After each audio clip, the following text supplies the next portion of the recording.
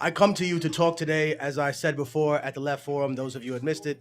I'm not coming here to talk to you as a progressive. I'm not coming here to talk to you as a liberal. I'm coming here to talk to you as a revolutionary. And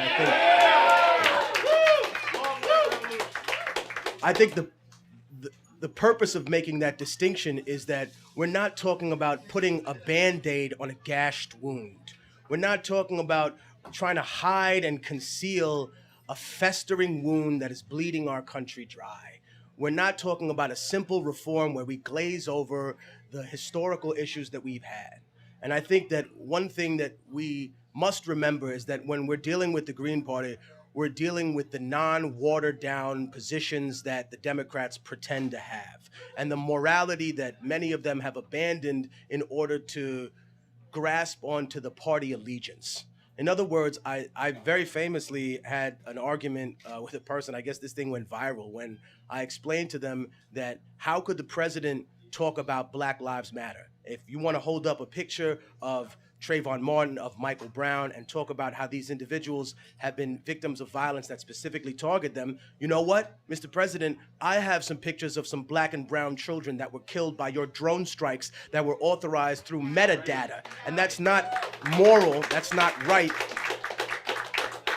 And it's our responsibility as not the corporate left, but the real left, the real revolutionaries, to sit here and confront that, not just when we see it from the right wing, but when we see it from people who pretend to be from the left, from people who pretend to have those moral principles, for people who say that they're progressive about everything, until we start talking about gay rights, until we start talking about Palestine, until we start talking about other uncomfortable issues that forces us to look into the history of what we're discussing. And one of those things that I would like to talk about today very briefly is immigration. And I feel like this is an incredibly important topic because there are things that we've never discussed, even considering the lexicon of that as a larger argument, right? For example, we're still a prisoner very much in the mainstream media to the bootstrap mythology. And for those people who don't understand what that is, that's when European immigrants, who many of them did not come here through Ellis Island, actually the vast majority of them came here illegally, have developed this idea that, you know what, my ancestors came from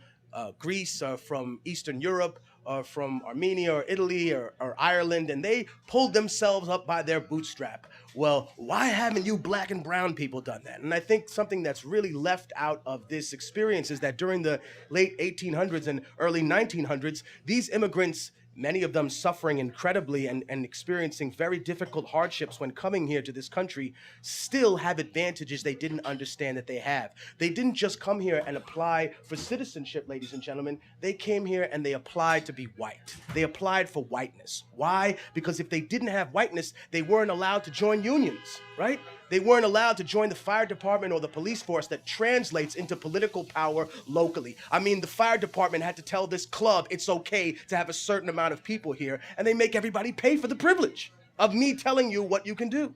They weren't allowed to take out loans, so they were redline districted. So I think that when we start discussing these things, we have to take the conversation all the way back. And one thing that I've always appreciated about the Green Party, and in many ways the Libertarian Party, is that they're actually willing to have these conversations. They're willing to do this debate, and they're willing to say, hey, bring it on down. We have history and facts on our side. We have the ability to have a rational discussion with you about these things, and the problem is they constantly want to stifle that. So what do they do to the American public? They present the diet soda version of the positions that the Green Party has continuously held for years and years and years upon end.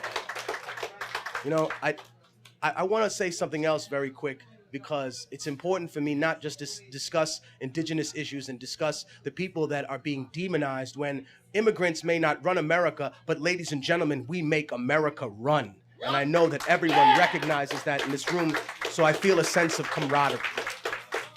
But one thing I have to point out before I leave, because I want to make this very brief, is about purposeful injustice, right? I went to Afghanistan in 2009 under a humanitarian project led by Omaid International. I used the proceeds of an album I had to, along with them, build an orphanage and a school there. And you can see it on omeid.org. The reality is, when I started conversing with the people, I didn't come there as a conqueror. I didn't come there as a fake NGO member working for the CIA secretly. I came there as a student to learn from the people. and I asked them about individuals that were stolen from their homes and had been sold recently in an article to the CIA and to special forces as members of the Taliban or members of Al Qaeda. And realistically speaking, the vast majority of these people had as many ties to Al Qaeda and the Taliban as the fucking people in this room. The reality is that they were sold for a specific purpose. And I asked them, what's the purpose? And I said, and the man responded to me very clearly and said, of course there's innocent people being tortured at Bagram. Of course there's innocent people being tortured at Guantanamo. There are supposed to be innocent people being tortured there. Otherwise, it wouldn't be frightening to the people that you're trying to use fear as a control method to control. Because, ladies and gentlemen, you as a journalist aren't afraid to write the truth, but what if you didn't write anything wrong at all? And you realized, man, anything that I write that may be even construed as critical of this society can bring down the ultimate consequences, not on just me, but of my family. And that's wherein the fear takes control of us. And I'm here to tell you and close this out by saying, stop being afraid. I know many of you don't have fear. But what I need you to do is carry this message out into the world. And please remember something. When you know a lot more about a subject than somebody, that's not a debate.